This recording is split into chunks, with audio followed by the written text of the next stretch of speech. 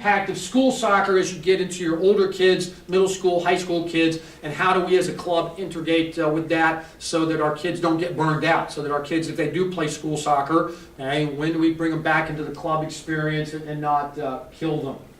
Infant soccer being our growing encroachment into younger and younger and younger. Well, we're almost at the stage of prenatal registration. And I saw a clip just 5 days ago on ABC News on their website about literally, it's called Baby Goes Pro. It's called Baby Goes Pro. And they have children that are maybe 12, 14, 16 months old. Okay? And they take the babies that are literally 4 months old, and the mother is manipulating the limbs, okay, and whatnot, okay, and they have 18-month-olds out, doing soccer tots and other little, move from one little colored pad to the next little colored pad and this sort of thing. And being a little bit older baby boomer kind of a guy, I'm thinking, well, what happened to when parents just played with their kids?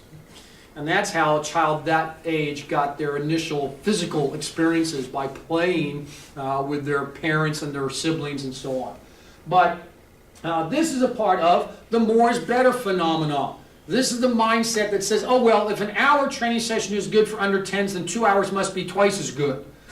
And that's not how people learn and how you develop in terms of a physical sport. You actually learn better by doing incremental short bursts, but a lot of those.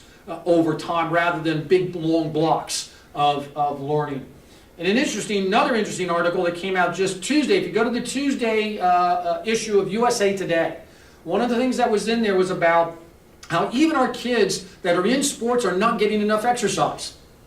Even the kids that are in sports aren't getting enough of the exercise from the federal government's, basically it's the old physical education thing revised and update from the Kennedy days. And we're getting not quite to 70% of the required exercise that children and teenagers should be getting. The recommendation is an hour of vigorous exercise 5 days per week. Soccer was close. Soccer came to the 60% mark. Right? And but all of the other sports were way below that. Why? Because kids stand in line at a drill, waiting for their turn to come up and catch the ball or kick the ball or throw the ball one time, then go to the back of the line. So it's not exercise at all. Or they're standing there while the coach goes through a lecture on how to do something in the game instead of actually doing it, instead of actually playing.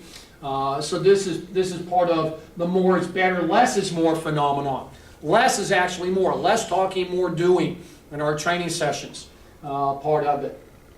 Special needs program is talking about, as a soccer club, what do we do, or are we doing anything in regards to special need players in our community? Do we provide a top soccer program? Do you have a top soccer program? Yeah. So a lot of clubs don't have that, and we're saying to clubs, well, you're a part of the community. Provide things to all members of the community, as many members of your community in which the club is situated as possible. Your community organization, that mindset. So it's wonderful to hear that you're already doing that.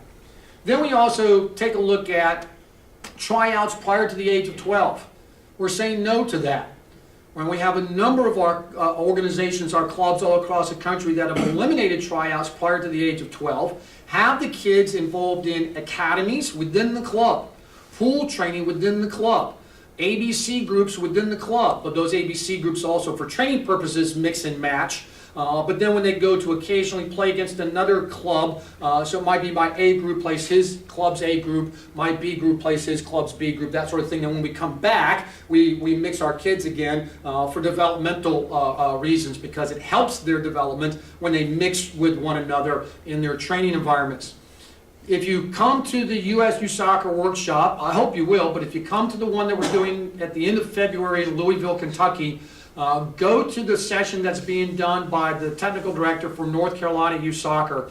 They have a statewide program that they're doing, which now involves about 33, 35 of their clubs with under 10, and it's growing into under 12 in regard to Basically, they've eliminated the tryout prior to age 12, and they're doing the academy process, they're doing the pool training, and I went to their fall showcase. They do a fall showcase and a spring showcase, and I went to their fall showcase, and some of the things that some of those kids were doing was really entertaining to watch, really exciting to watch. Just two examples. You can read about it on my blog if you care to, but just two examples. I saw one little boy, under 10, he's going that way. His teammate's back here. His teammate gets under pressure. So his teammate has two opponents squeezing in on him. Okay? So he flicks the ball in between them, flicks the ball up in the air in between them to me. I receive it on my shoulder. A guy's coming on my back. I turn with it as the guy's coming on my back, and off I go. All right?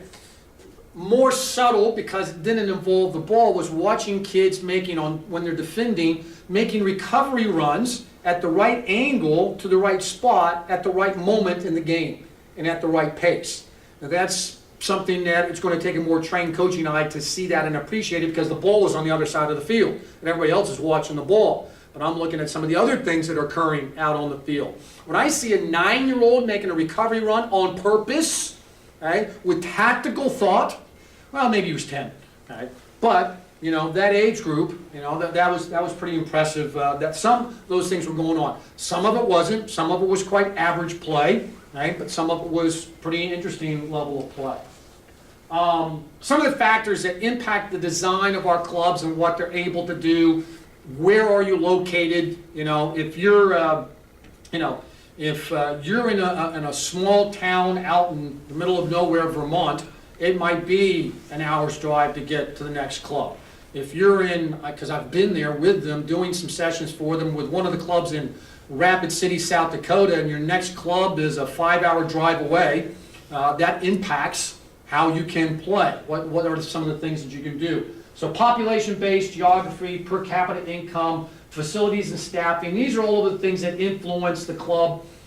The history of the club can be a plus or a minus. Some of our older clubs are stuck in a 1960s model or an 1860s model or a 1980s model or what have you. Some of our newer clubs have no tradition, and so they're trying to build their tradition. So that goes both ways. There's pluses and minuses to history and tradition. Then here's some of the foundations to the player development scheme.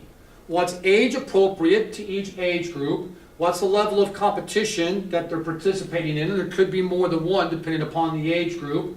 What's the length of the season? Obviously my U16 season is a lot longer than my U6s.